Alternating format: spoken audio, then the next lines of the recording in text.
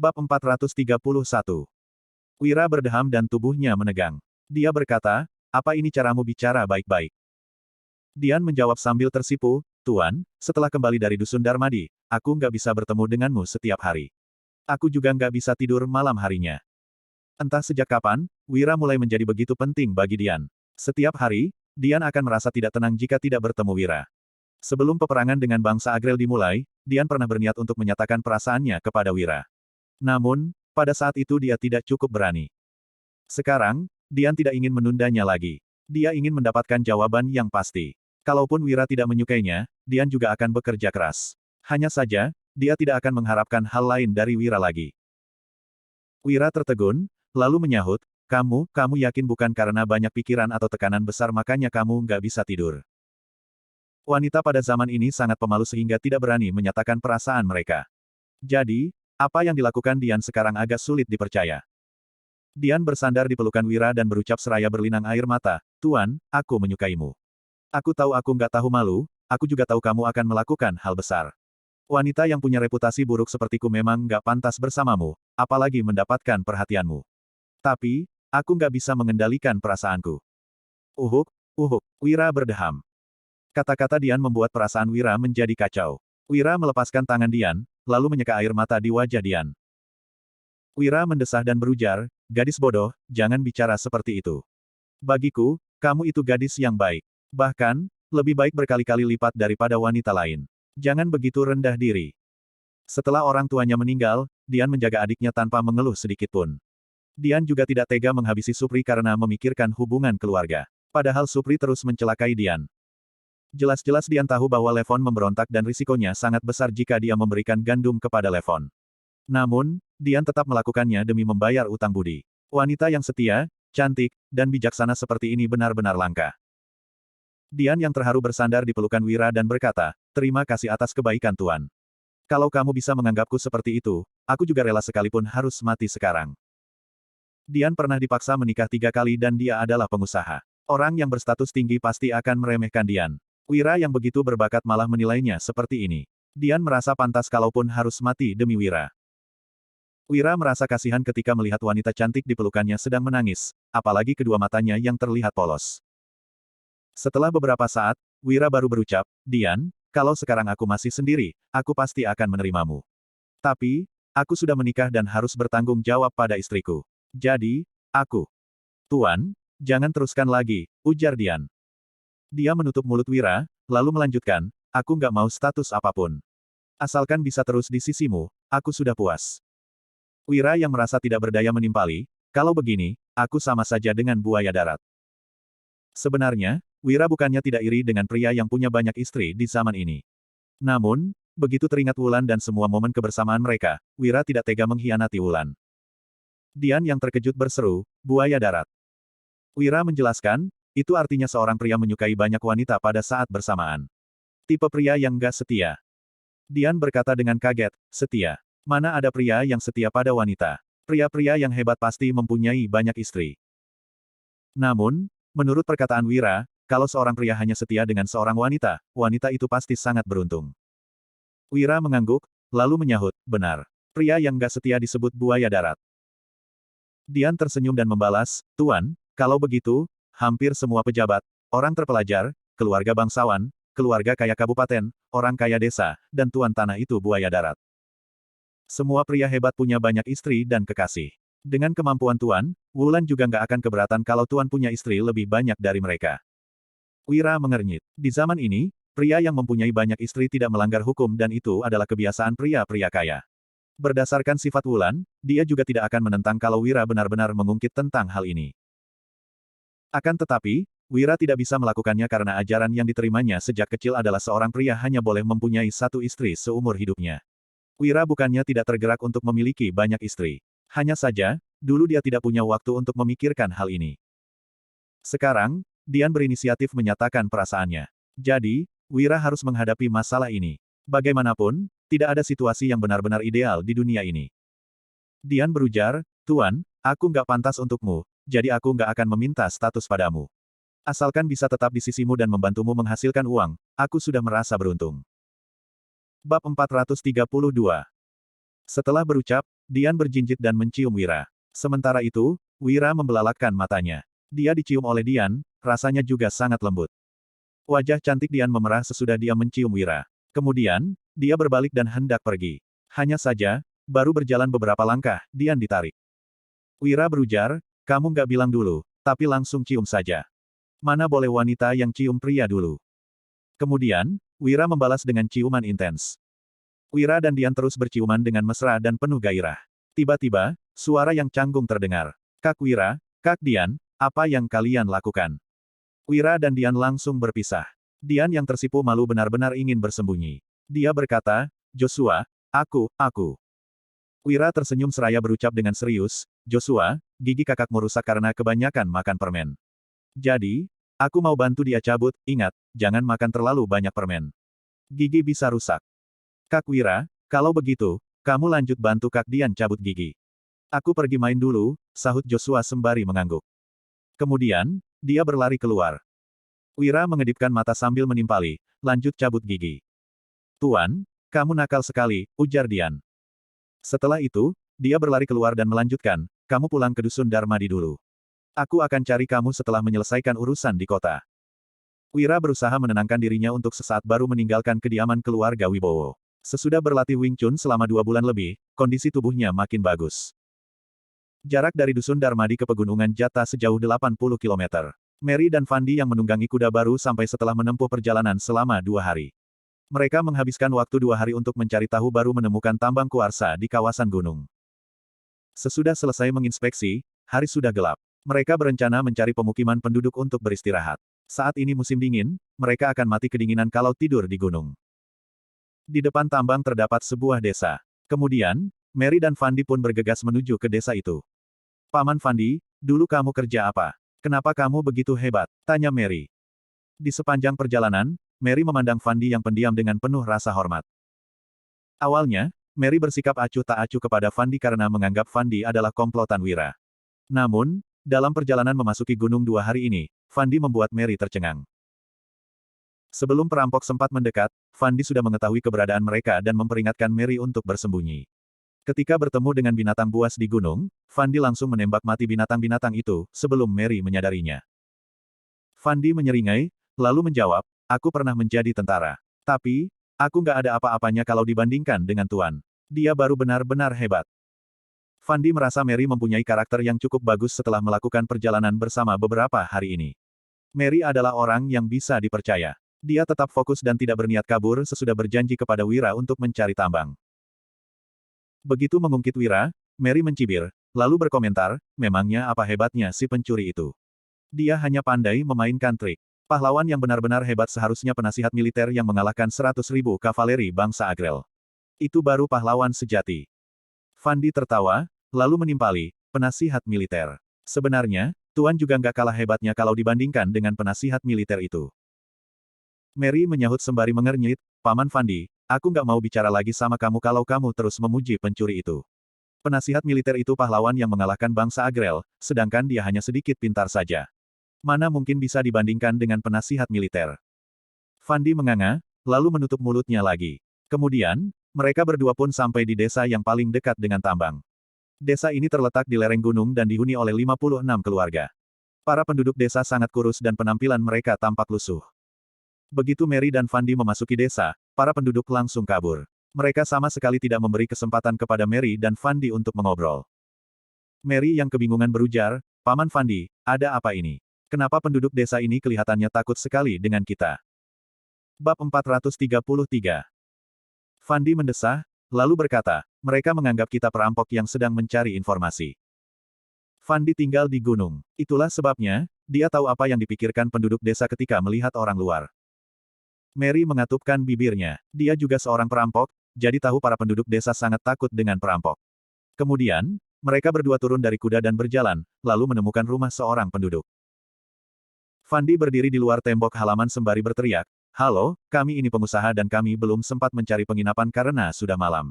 Bolehkah kami menumpang tidur di sini semalam? Kamu nggak perlu menyediakan makanan, kami hanya minta air hangat. Aku akan membayar 500 gabak. Tidak ada suara yang terdengar dari dalam rumah. Fandi berteriak lagi, tetapi tetap tidak mendapatkan balasan dari pemilik rumah. Mary dan Fandi mencari rumah lain lagi. Namun, tetap saja tidak ada penghuni yang keluar setelah mereka mencari beberapa rumah. Kemudian, mereka mendatangi sebuah rumah dan Fandi berteriak lagi. Setelah itu, terdengar suara pria dan wanita yang sedang bertengkar. Apa yang kamu lakukan? Kamu nggak takut mereka itu perampok Wolpin? Mana ada perampok Wolpin yang membawa wanita keluar untuk mencari informasi? Biarkan mereka masuk untuk tinggal semalam. Kalau enggak, mereka akan mati kedinginan. Tak lama kemudian, pintu halaman terbuka. Seorang pria parubaya yang pendek keluar dan berucap, "Halo, namaku Salman. Kalau nggak keberatan, kalian tinggal saja di rumahku semalam. Kalian juga nggak perlu membayar karena rumahku nggak begitu nyaman. Kalian pasti lelah setelah sibuk di luar seharian." "Terima kasih, Salman," ujar Fandi sambil memberi hormat. Kemudian, dia memberikan 500 gabak kepada Salman, lalu membawa kudanya masuk ke halaman. Terdapat 4 kamar dan 1 kandang kuda di rumah batu yang ditempati keluarga ini. Namun, anggota keluarga di rumah ini cukup banyak. Selain Salman dan istrinya, ada sepasang suami istri muda, seorang remaja laki-laki, dan 3 anak kecil. Salman yang memegang uang 500 gabak tertegun sejenak, lalu segera berpesan, "Istriku, cepat masak untuk kedua tamu ini. Fauzan, Farid, cepat bantu bawakan kuda mereka. Laila, cepat ambilkan air untuk mereka." 500 gabak bukan nominal yang kecil di desa. Kemudian, semua anggota keluarga di rumah itu mulai sibuk. Dalam waktu singkat, sekeranjang panekuk dan sup sayur pun siap. Salman yang tampak malu berujar, "Maaf, kami nggak punya makanan enak." Fandi menyahut seraya melambaikan tangan, "Salman, aku juga tinggal di gunung. Jadi, aku bukan orang yang pemilih." Salman melambaikan tangan dan berucap, "Silakan." Mary dan Fandi pun duduk. Sebelum sempat makan, Mary menyadari ada yang tidak beres. Ketiga anak kecil yang berdiri di depan pintu terus menatapi panekuk sambil menelan ludah. Bahkan, Fauzan dan istrinya, serta Farid juga melirik panekuk, seperti sudah lama tidak makan makanan ini. Mary yang tidak tega membawa panekuk dan memberikannya kepada anak-anak yang berdiri di luar. "Nggak apa-apa, di dapur masih ada," ucap Salman yang berdiri dengan canggung. Ketika melihat putra bungsunya yang hendak menggigit panekuk, dia langsung memukul kepala putranya dan membentak, "Bocah sialan, nanti tamu makan apa kalau kamu makan panekuk ini? Cepat bawa kemari." Dava yang berusia sekitar 6 tahun pun menangis saat panekuk yang wangi direbut. Salman sebenarnya tidak tega, tetapi tetap mengambil kembali panekuk itu dan meletakkannya di keranjang. Kemudian, dia menyajikannya untuk Mary dan Fandi lagi sambil berujar, "Maaf, anak-anakku nggak sopan. Di dapur masih ada makanan. Kalian nggak perlu pedulikan anak-anak yang rakus ini. Aku sudah memberikannya kepada anak-anak, kenapa diambil kembali?" ujar Mary yang agak kesal. Dia memberikan panekuk kepada anak-anak itu, lalu mengeluarkan sebuah bungkusan dari tasnya. Mary memotong daging yang ada di dalam bungkusan dan membaginya kepada anak-anak sambil berujar, "Nggak usah dengar ucapan ayahmu. Kalian dengar saja aku. Cepat makan." Beberapa anak itu melihat daging seraya menelan ludah, tetapi mereka tidak berani memakannya setelah menatap Salman. Salman terlihat canggung. Melihat Fandi mengangguk, Salman baru memandang anaknya sembari berkata, "Tamu sudah memberikannya kepada kalian, jadi kalian boleh makan." Anak-anak itu memegang panekuk dan daging, lalu memakannya dengan lahap. Sementara itu, Mary yang merasa senang saat melihat mereka pun membatin, berbuat baik lebih menyenangkan daripada memalak uang jalan. Fandi berkomentar sesudah meminum semangkuk sup sayur, "Salman, kehidupan kalian cukup sulit, ya?" Salman mengangguk dan tersenyum getir. Dia menyahut, "Kabupaten Hiloka berada di kawasan pegunungan. Jadi, tempat untuk bertanam nggak banyak. Pemimpin kabupaten juga memungut pajak yang tinggi sehingga kami makan sekali setiap hari untuk bertahan hidup. Beberapa waktu yang lalu, desa kami kedatangan perampok Wolpin yang mengambil persediaan makanan kami. Sekarang, kami bahkan kesulitan untuk makan sekali setiap hari," lanjut Salman. "Di Kabupaten Hiloka baru saja terjadi pemberontakan dan pemimpinnya adalah Wolfi. Pejabat setempat menyebut bawahannya sebagai perampok Wolpin. Setelah diusir oleh pasukan komando kota pusat pemerintahan Lokana dari kabupaten, perampok Wolpin kembali lagi ke daerah pegunungan Jata." Bab 434. Perampok Wolpin terus merampok persediaan makanan penduduk desa sehingga membuat para penduduk ketakutan. Mary membatin, kenapa Levon nggak mengatur bawahannya? Pahlawan sejati nggak akan membiarkan bawahannya merampok rakyat miskin. Mary dan kawanannya memang meminta uang jalan di Ispohan, tapi semua itu uang pengusaha kaya dan mereka tidak mengambil uang rakyat miskin sepeser pun. Fandi mendesah, lalu berkata, "Salman, apa kamu pernah berpikir untuk mencari jalan lain?" Salman tersenyum getir seraya menimpali, "Di sini, tempat untuk bertanam nggak banyak dan nggak ada tambang besi atau batu bara yang bernilai. Hanya ada tambang giok air yang nggak bernilai. Biasanya, aku mengumpulkan tanaman di pegunungan dan menjualnya, tapi uang yang dihasilkan sangat sedikit. Fandi bertanya sembari menyipitkan mata, kalau begitu, apa kamu mau menghasilkan uang? Mata Salman berbinar-binar ketika menjawab, tentu saja aku mau. Kalau kamu punya cara untuk menjadi kaya, tolong ajari aku. Fandi tersenyum, lalu menimpali, bukan hanya menjadi kaya, tapi bisa membuat semua penduduk desa hidup makmur. Salman berlutut sambil memohon, tolong beri aku pencerahan. Fandi memapah Salman dan menyahut, kamu berdiri dulu. Aku punya seorang tamu yang meminta giok air dan dia membutuhkan 300 kereta giok air setiap bulannya. Asalkan kalian mendapatkan giok air dan mengirimnya ke desa Tomomu yang berjarak 25 km dari sini, aku akan membayar 1000 gabak untuk satu kereta. Wira menyuruh Fandi datang untuk mencari lokasi pertambangan, lalu mengirimkan hasil tambangnya ke Kabupaten Uswal. Wira juga memberitahu Fandi bagaimana merekrut dan mengorganisasi para penduduk. Salman yang tidak terlalu percaya berujar, benarkah? Tapi, giok air nggak terlalu berguna. Nggak pernah ada orang yang membeli sebanyak ini. Kamu nggak perlu pedulikan untuk apa orang itu membelinya. Kamu hanya perlu mengumpulkan penduduk desa untuk mengambil giok air. Aku akan membayar uang muka dulu agar kalian bisa membeli kereta, kata Fandi. Salman langsung mengangguk dan menyahut, bisa. Asalkan ada uang, aku akan segera mengumpulkan penduduk desa untuk bersiap-siap. Nggak perlu buru-buru. Sekarang sudah malam, besok baru urus, ucap Fandi. Kemudian, Fandi membuka sebuah tas dan menyerahkannya kepada Salman seraya menjelaskan, ini 300.000 gabak untuk membeli kereta. Kamu harus mengirimkan 10 kereta giok air dalam sehari ke desa Tomomu. Nanti ada orang yang menerima barangnya dan membayarmu di sana. Oke, jawab Salman. Tangannya gemetaran saat melihat uang sebanyak itu. Sesudah menerimanya, Salman berkata dengan mata yang berkaca-kaca, istriku, potong ayam di rumah kita untuk melayani tamu penting ini. Fandi segera menghentikan Salman, Salman, nggak usah repot-repot. Sekarang sudah larut malam, aku harus istirahat karena besok aku mau pulang. Setelah itu, Salman pergi mengambil air untuk cuci kaki. Mary berbisik, Paman Fandi, pencuri itu menyuruhmu datang bukan untuk mencari tahu keadaan Kabupaten Hiloka, tapi untuk membeli giok air, kan? Fandi menjawab dengan suara lirih, tentu saja untuk dua hal itu. Istri Tuan ada di kota provinsi dan pergi ke kota provinsi harus melewati Kabupaten Hiloka. Tuan menyuruhku mencari tahu kondisi di sini untuk membuat persiapan dulu. Mary mengomel, aku nggak percaya. Pencuri itu sudah merebut Dian. Mana mungkin dia masih ingat dengan istrinya. Fandi hanya tersenyum seraya menggeleng dan tidak ingin berdebat dengan Mary yang keras kepala ini. Kemudian, semua orang di rumah itu pun bersiap-siap untuk tidur. Tiba-tiba, terdengar suara ketukan pintu dan teriakan. Cepat buka pintu, pasukan Wolpin datang untuk mengambil makanan. Salman yang berada di belakang pintu berseru dengan wajah yang pucat pasi, mengambil makanan. Bukannya 10 hari yang lalu kalian baru datang. Waktu itu, pasukan Wolpin mengambil setengah dari persediaan makanan di rumah mereka. Sekarang, kehidupan keluarga mereka sangat sulit. Pasukan Wolpin membentak, itu beda. Apa hari ini kalian nggak makan lagi setelah makan kemarin? Kalau nggak buka pintu, aku akan menerobos masuk. Blackie membawa 500 orang ke sini. Kalau nggak mau buka, kalian pasti celaka. Nggak mau. Terakhir kali, kalian sudah mengambil setengah dari persediaan makanan kami. Sekarang, kalian datang lagi. Teriak Fauzan. Ini sama saja dengan membunuh kami. Kita bertarung saja dengan penjahat ini. Seru Farid. Bab 435. Fauzan dan Farid tampak sangat murka. Yang satunya memegang tombak, yang satunya lagi memegang garpu. Sementara itu, Mary mengeluarkan pedang dan hendak menyerang.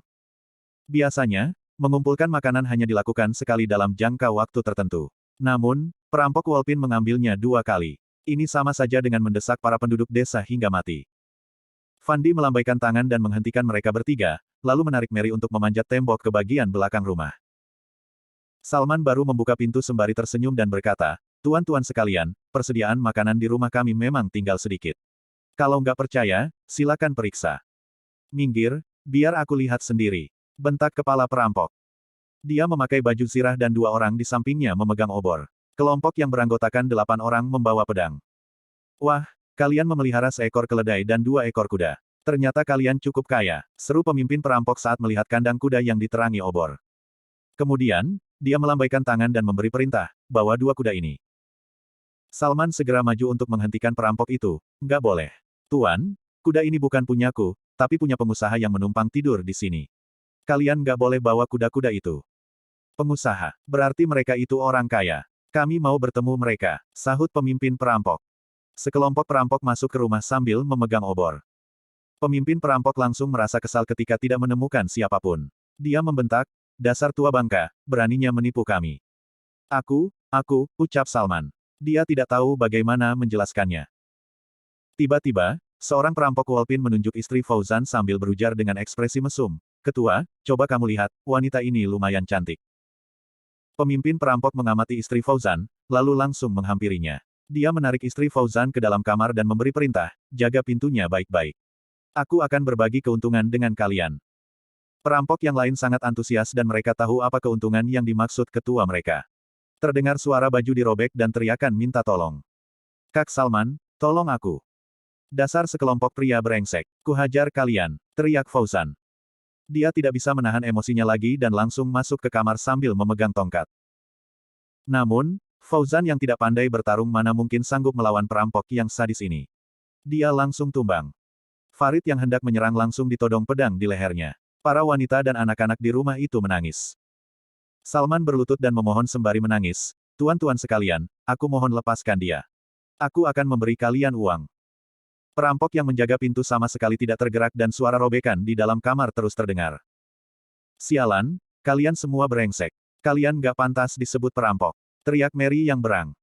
Dia langsung melompat masuk ke halaman sambil membawa pedang. Fandi yang tidak mengatakan apapun juga masuk ke halaman. Mereka berdua maju dan sama sekali tidak berbasa-basi, lalu langsung menebas para perampok. Salah satu perampok yang tumbang berseru, "Ah, ketua, ada ahli bela diri yang hebat." Di dalam kamar, raut wajah pemimpin perampok berubah drastis ketika mendengar suara teriakan histeris. Kemudian, dia mengambil peluit di pinggangnya dan meniupnya. Suara peluit yang tajam memecahkan keheningan malam. Mary menendang pintu hingga terbuka, lalu melemparkan pedangnya. Pemimpin perampok itu pun terpaku di dinding. Melihat mayat-mayat yang bergelimpangan, Salman dan keluarganya yang berada di halaman pun tercengang. Setelah suara peluit tersebar, seorang pria kekar berwajah hitam yang sedang menunggangi kuda di desa terkejut.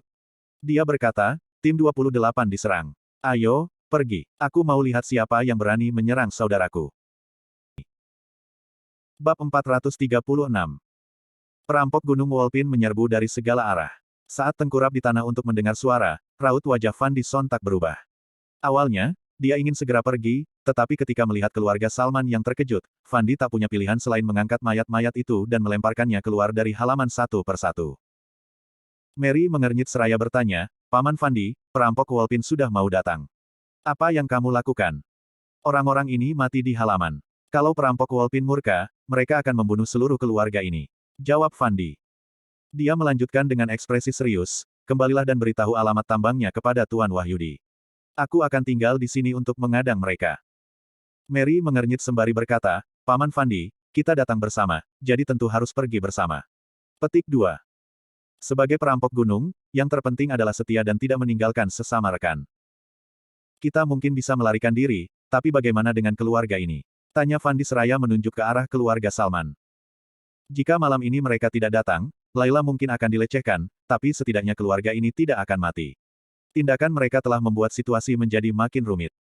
Mary terdiam. 8 perampok telah mati di sini. Begitu mereka pergi, keluarga Salman pasti akan dibunuh. Fandi berkata, "Pulanglah dan beritahu Tuan, bisa menjadi pengikut Panglima Dirga dan dirinya adalah berkah terbesar dalam hidupku." Setelah meletakkan pedang Treksa dan zirah hitam ke dalam tas kuda di sebelah Mary, Fandi pun meraih parang Mary dan bergegas sembari berseru, "Aku akan mengikuti jejak Panglima Dirga." Mary sulit mempercayai hal ini. Mata indahnya membelalak ketika menatap ke arah zirah hitam di dalam tas kuda. Pernah mengikuti jejak Panglima Dirga dan mempunyai zirah hitam seperti ini, ternyata Fandi adalah seorang veteran pasukan zirah hitam. Hal ini masuk akal. Belum lama yang lalu, Panglima Yuda mengutus veteran pasukan zirah hitam pergi ke kota pusat pemerintahan Jagabu untuk membantai bangsa Agrel. Fandi adalah salah satu dari mereka yang kembali dari kota pusat pemerintahan Jagabu bersama Wira. Dia juga terlibat dalam pertempuran besar itu. Bagaimana bisa Fandi memilih untuk mengikuti Wira? Apa kualitas dan prestasi yang dimiliki oleh Wira hingga bisa dibandingkan dengan Panglima Dirga? Sembari berdiri di depan tumpukan mayat perampok gunung, Fandi tampak memegang parangnya dengan mata tertutup. Begitu perampok Wolpin mendekat, mereka menjadi takut ketika melihat aura Fandi yang kuat dan tidak berani melangkah maju. Segera, Blackie datang dengan menunggangi kudanya. Dia menatap Fandi seraya tersenyum dingin dan berkata, "Nyalimu besar sekali. Setelah membunuh pasukanku, kamu masih berani menetap di sini. Serang. Sekelompok perampok Wolpin sontak menyerbu. Tunggu, ucap Fandi yang mengulurkan tangannya dan mengejutkan para perampok. Dengan sorot mata yang memancarkan keberanian, dia berkata, aku bisa membunuh 8 dari mereka, juga bisa membunuh puluhan orang lagi. Selama kalian setuju dengan satu syaratku, aku akan menyerah dan membiarkan kalian yang memutuskan nasibku. Jumlah perampok Wolpin terlalu banyak. Kalaupun mereka bertarung, Fandi paling-paling hanya bisa menyingkirkan beberapa orang lagi. Lebih baik dia menyelamatkan keluarga Salman. Jika tidak, keluarga ini tetap akan menghadapi bahaya ketika Fandi dan Mary sudah pergi. Tatapan Blackie pun berubah menjadi serius, lalu dia berkata. Katakanlah. Fandi menunjuk ke arah rumah keluarga Salman seraya berkata, kalau kalian melepaskan keluarga ini, aku akan bersedia menyerahkan diriku. Blackie menjawab dengan ekspresi terkejut, oh, apa hubungan kalian? Fandi mengangkat kepalanya sambil berkata, aku menumpang tinggal di rumahnya dan gak bisa menoleransi perlakuan buruk bawahanmu terhadap wanita, jadi aku membunuh mereka. Apa? Tanya Blackie yang tampak mengernyit. Dia tahu bahwa anak buahnya memang memiliki sifat buruk ini dan telah melarangnya. Blackie sudah menegaskan untuk hanya mengumpulkan persediaan, tanpa menyentuh wanita. Tidak disangka, ternyata masih ada yang berani melakukannya. Namun, Fandi juga tidak berhak untuk membunuh mereka. Fandi berkata dengan nada tinggi, setiap orang harus bertanggung jawab atas perbuatannya sendiri. Aku nggak ingin mereka terlibat. Kalau kalian membunuhku, jangan ganggu mereka lagi. Para perampok Wolpin menatap Fandi dengan kebingungan. Banyak dari mereka yang secara diam-diam mengaguminya. Orang-orang memang menyukai seseorang yang berani dan bertanggung jawab. Baiklah, aku bersumpah untuk menyetujui syaratmu. Kami nggak akan mengganggu keluarga ini. Ucap Blackie. Dia mengangkat dua jarinya ke atas sembari berkata, aku menghormatimu sebagai seorang pria, tapi kamu nggak seharusnya membunuh rekan-rekanku. Aku akan memastikan bahwa kamu meninggal dengan tenang. Klang.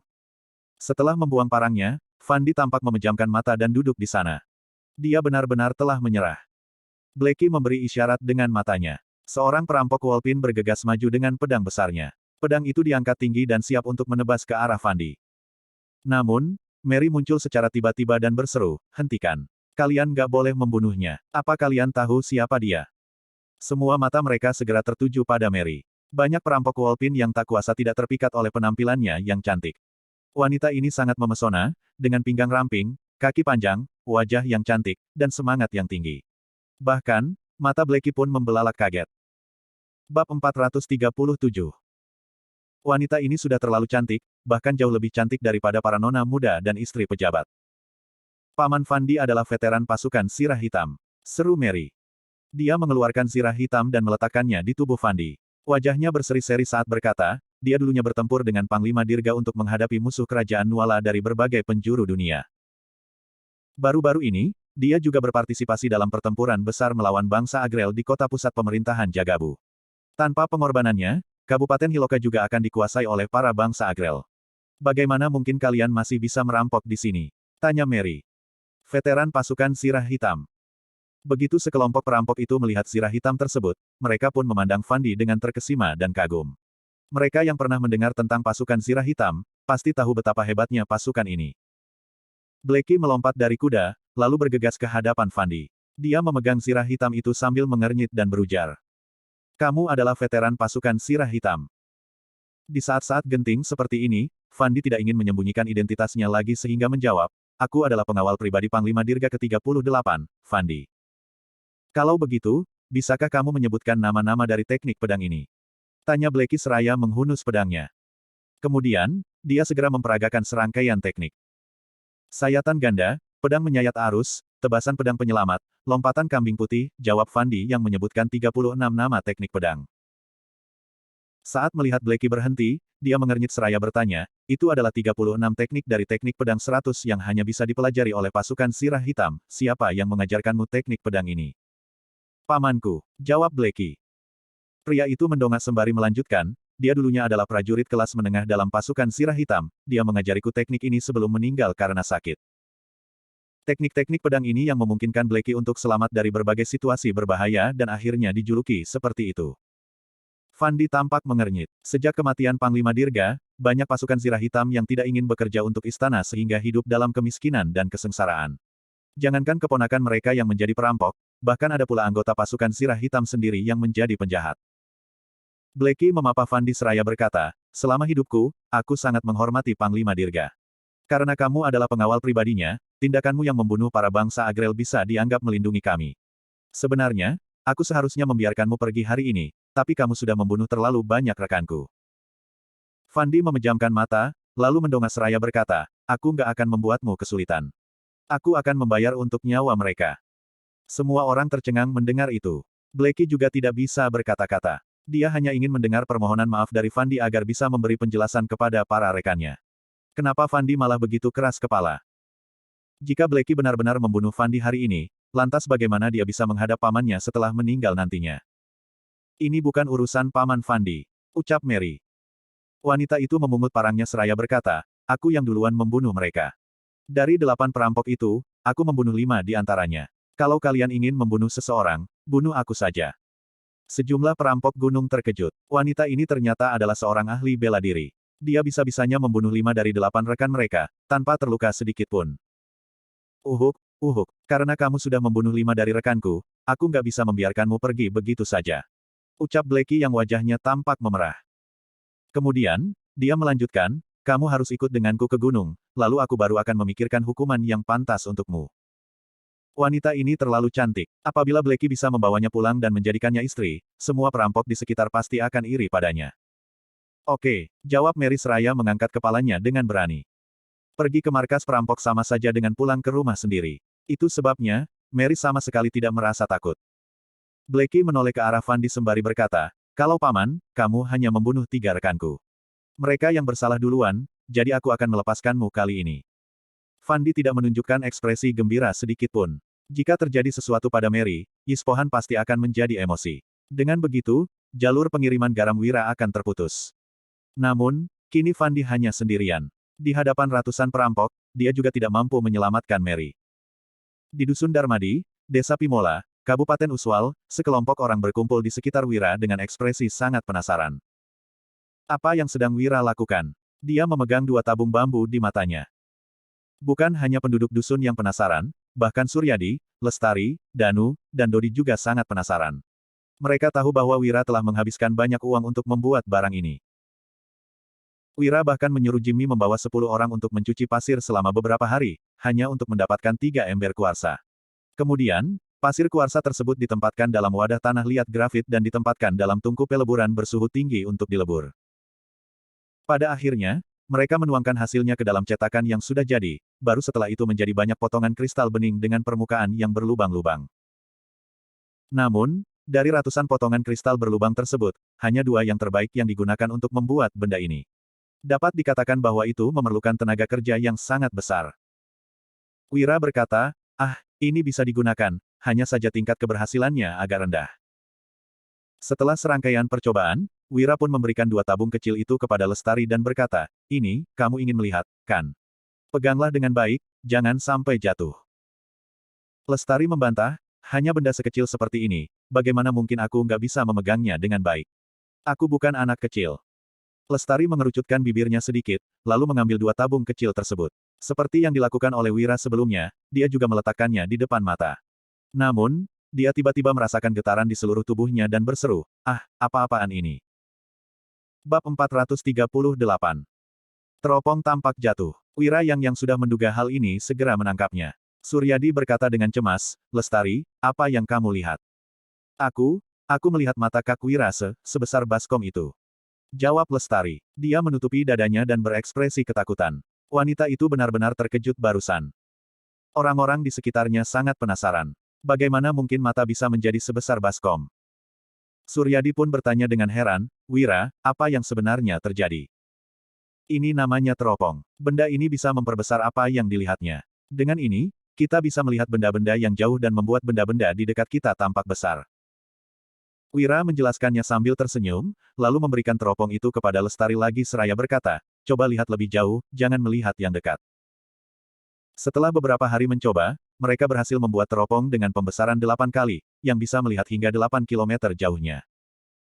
Meskipun di zaman modern, teropong tangan biasanya memiliki pembesaran yang rendah.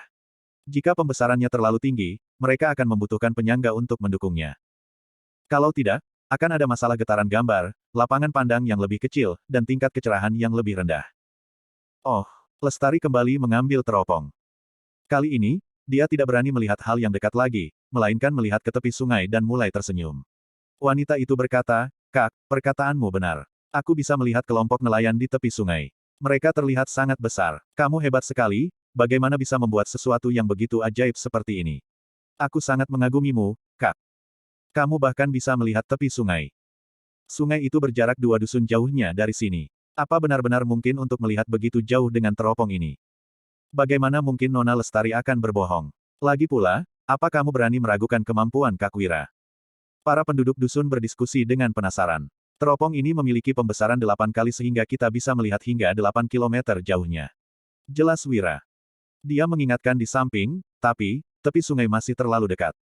Cobalah untuk melihat sesuatu yang lebih jauh. Ah, benar, jawab Lestari. Dia sangat senang ketika memegang teropong itu. Wajah manisnya tampak bersemangat. Kemudian, dia berkata, "Kita bahkan bisa melihat dusun yang berjarak 3 kilometer jauhnya, dusun yang berjarak 5 kilometer jauhnya, dan bahkan desa Pimola. Kak Wira, teropong ini benar-benar ajaib, kita bisa melihat terlalu jauh." Bisa melihat desa Pimola. Nggak mungkin. Itu berjarak 6 kilometer dari sini.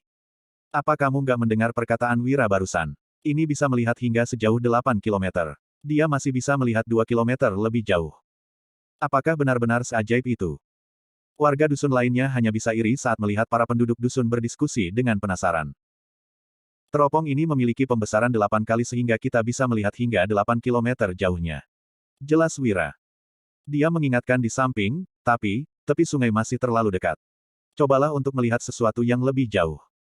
Warga dusun lainnya hanya bisa iri saat melihat kegembiraan Lestari. Mereka menunggu dengan penuh semangat. Lestari berkata, "Ini sangat menyenangkan nggak tahu malu." Setelah melihat ke kiri dan kanan, wajah Lestari tiba-tiba memerah, lalu dia meletakkan teropong tersebut. "Ada apa?" tanya Wira. Dia mengambil teropong itu dan melihat ke arah yang sama, lalu tak kuasa tersenyum. Dalam jarak kira-kira 4 kilometer dari sini, ada seorang pria dan seorang wanita yang tengah berpelukan. Lestari menutupi lensa teropong dengan tangan kecilnya seraya berkata, "Jangan lihat." Wira hanya tersenyum, lalu memberikan teropong itu kepada Suryadi dan memintanya untuk melihat. Suryadi tampak gemetar ketika menerima teropong itu. Dia segera menatapnya dengan mata terbelalak dan senyum lebar. Orang ketiga yang mendapat giliran adalah Danu. Anak muda yang biasanya tenang ini juga sangat terkejut dan hampir tidak bisa mempercayainya.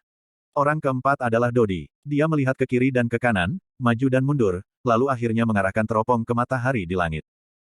"Ini terlalu berbahaya." Wira buru-buru menutup lensa teropong dan berkata dengan serius.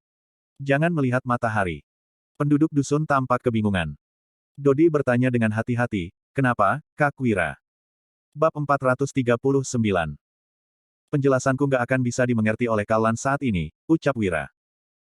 Dia melanjutkan dengan serius, "Tapi ingatlah, kalian nggak boleh menggunakan teropong ini untuk melihat matahari. Kalau nggak, mata kalian akan buta. Kalian harus mengingat ini, terutama ketika anak-anak bermain dengan benda ini, harus ada orang dewasa yang mengawasi mereka." "Baik, kami mengerti." Semua orang mengangguk tegas setelah mendengar bahwa melihat matahari bisa membuat mereka buta. Wira menarik tangannya, lalu berkata, "Oke, lanjutkan." Dodi tidak berani melihat matahari lagi. Dia segera mengalihkan pandangannya ke tempat lain. Sekelompok orang itu berperilaku seperti anak-anak dan tampak sangat gembira. Ketika teropong sampai di tangan Rudi, dia melihat sekeliling dan ekspresinya menjadi serius. Setelah beberapa saat, Rudi berbisik, "Tuan Wahyudi, barang ini adalah harta karun. Ini seharusnya nggak boleh ditunjukkan kepada orang lain. Kalau diberikan kepada pengintai di medan perang, itu bisa membantu mereka mengumpulkan informasi penting tentang musuh. Kalau seorang komandan memiliki ini, mereka bisa mengamati setiap aspek medan perang dan memiliki pemahaman yang lebih baik tentang situasi keseluruhan." Ucap Rudi. Para veteran pasukan Zirah Hitam mengangguk setuju. Ketika yang lain terkagum-kagum, mereka sudah memikirkan potensi penggunaannya dalam pertempuran. "Aku tahu," jawab Wira.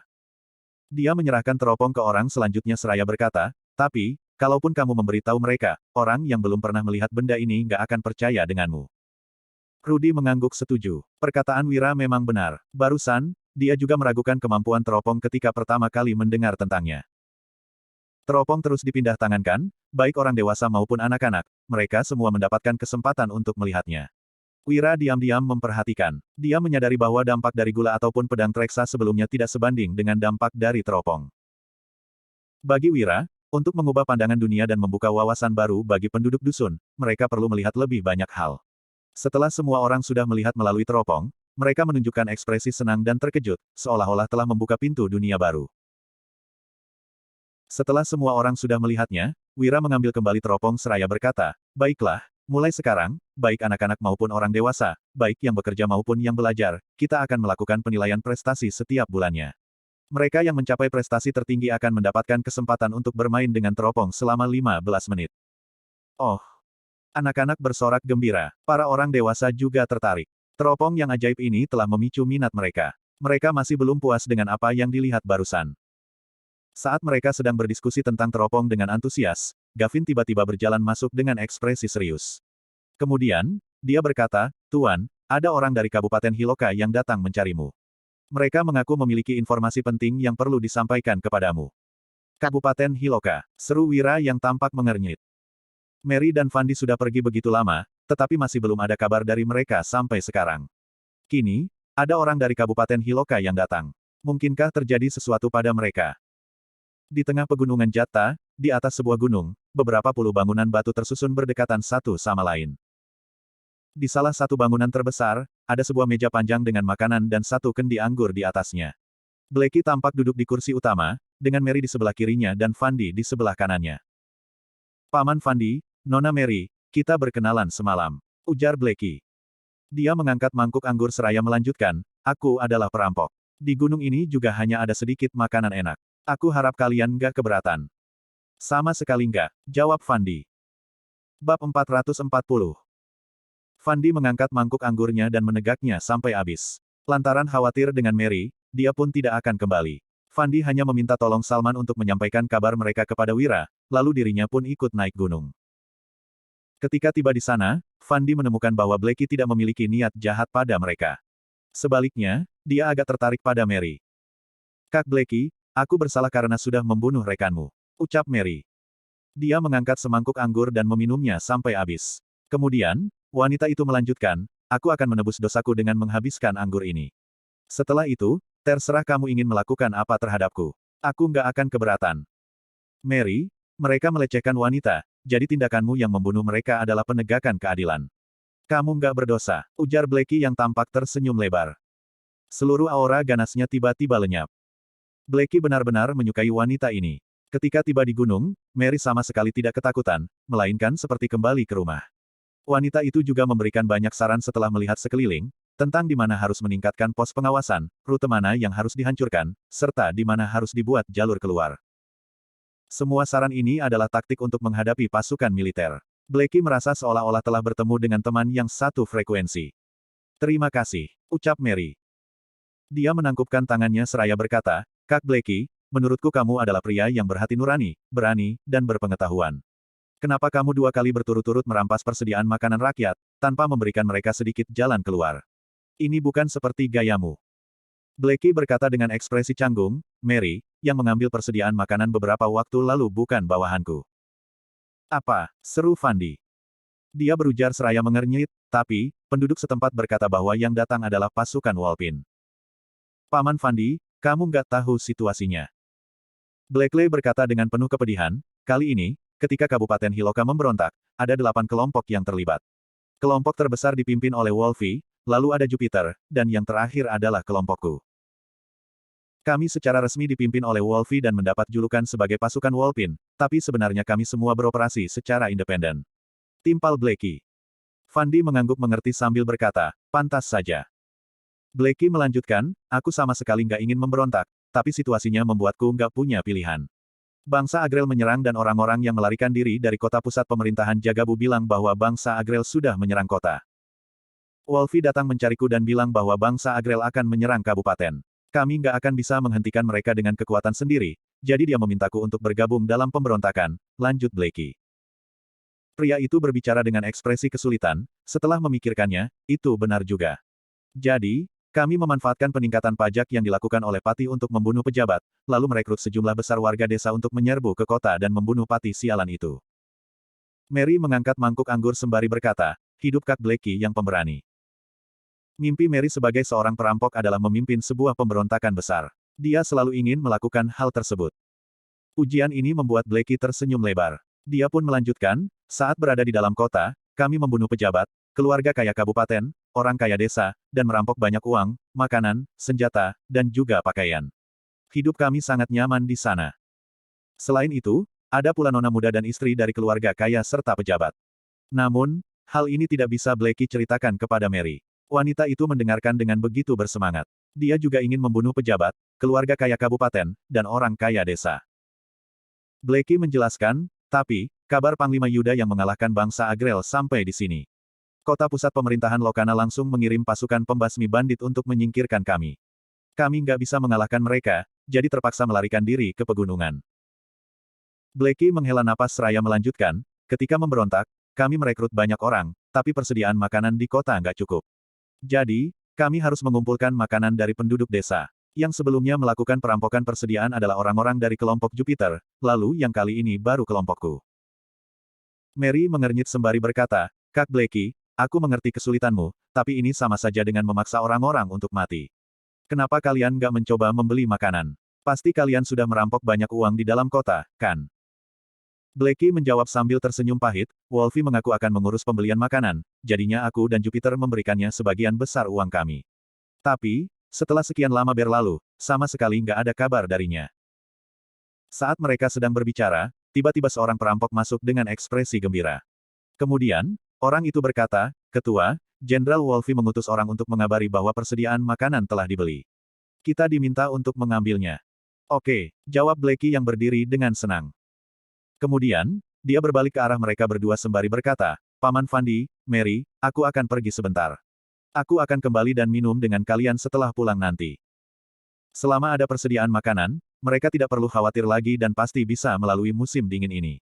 Namun, wanita itu tiba-tiba bangun seraya berkata, aku juga mau pergi. Kakakku kenal dengan Wolfie, jadi aku ingin mengunjunginya. Blackie bertanya dengan terkejut, Mary, kamu sebenarnya siapa? Kakak Mary kenal dengan Wolfie. Selain itu, wanita ini juga tampak sangat akrab dengan perampok gunung.